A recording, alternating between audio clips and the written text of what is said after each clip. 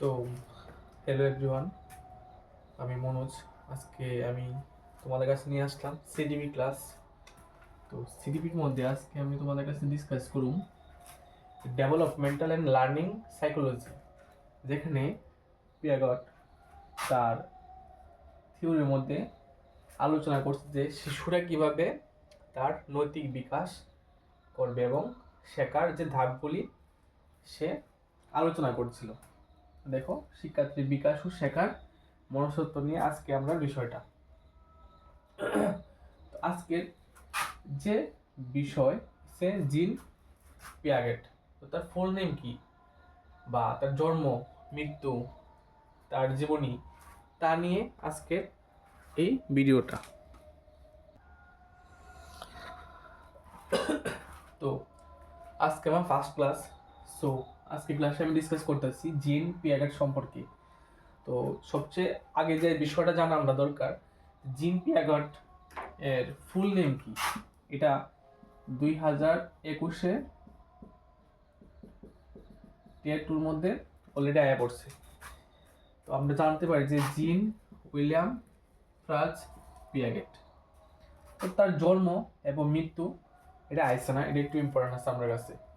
তো তার জন্ম হয়েছে নিউসাতেল, সুইজারল্যান্ড।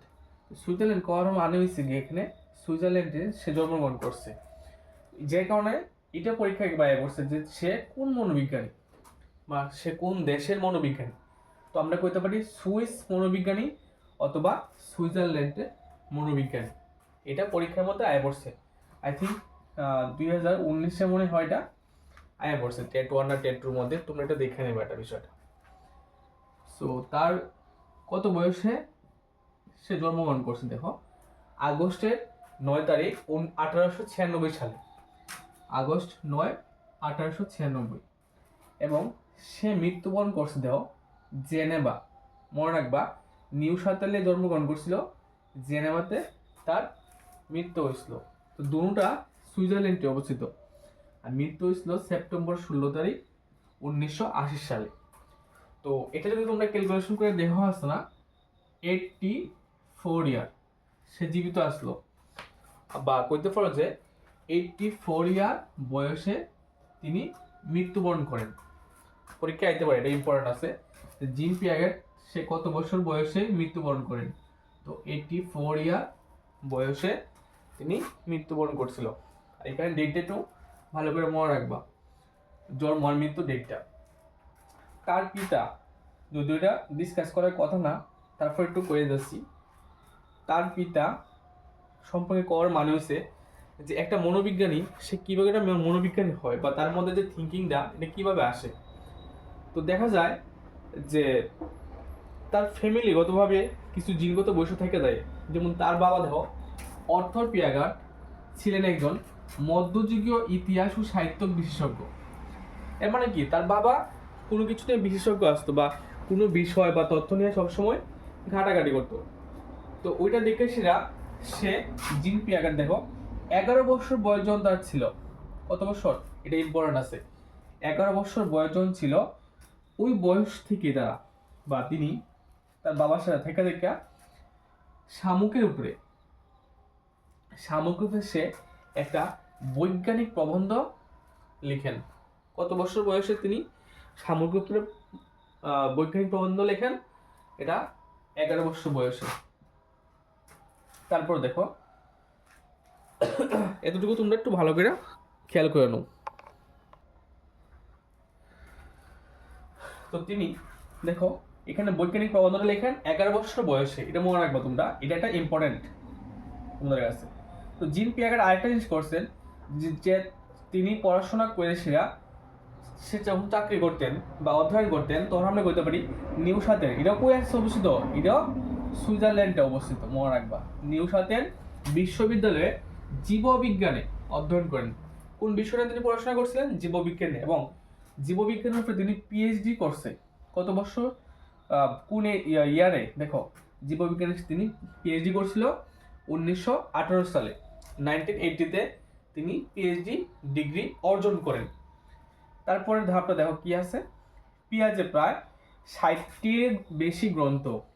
সে যখন পিএইচডি করছিল পিএইচডি চলাকালীন তার কিছু রিসার্চ করলে পরে রিসার্চ যখন হয়ে থাকা তারপরে আমরা জানি যে পিএইচডি ডিগ্রি অর্জিত হয়। পিএইচডি ডিগ্রি পাওয়ার পর তিনি 60টার বেশি গ্রন্থ রচনা করছে। কয়টা? 60টার বেশি গ্রন্থ তিনি রচনা করছে এবং 61টির বেশি গবেষণাপত্র রচনা করেন। বিভিন্ন শিক্ষার্থী যখন তার কাছে এসে রিসার্চ করতো, তো তার মাধ্যমে সে 61টির বেশি গবেষণাপত্র স্বাক্ষর করেন বা রচনা করেন, যেটির মধ্যে তাদের সিগনেচার আমরা লক্ষ্য করতে পারি। এর মধ্যে একটি হলো কগনিটিভ ডেভেলপমেন্ট থিওরি, যেটা নিয়ে সেটা আমরা ডিসকাস করি বা সিডিপির মধ্যে আছে, যেটাতে লার্নিং প্রসেস, ডেভেলপমেন্ট, লার্নিং সব কিছুর মধ্যে আমরা পেয়ে যাচ্ছি বা বিভিন্ন বছর পরীক্ষার মধ্যে দিয়ে আসে।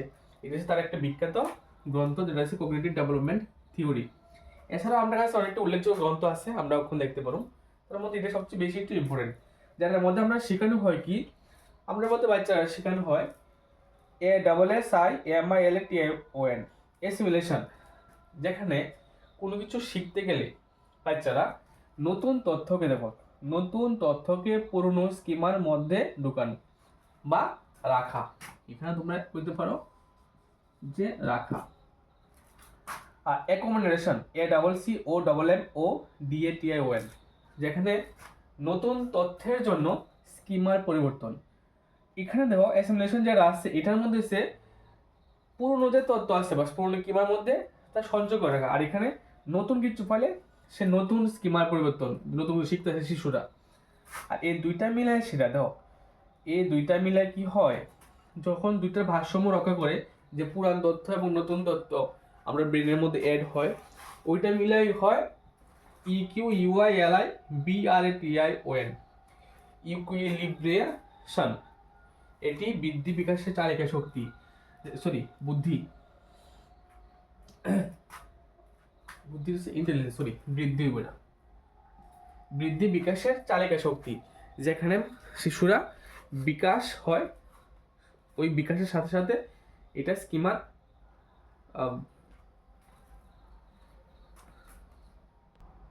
পরিবর্তন হয় এবং বৃদ্ধি বিকাশের চালিকা শক্তি রূপে অর্জিত হয়।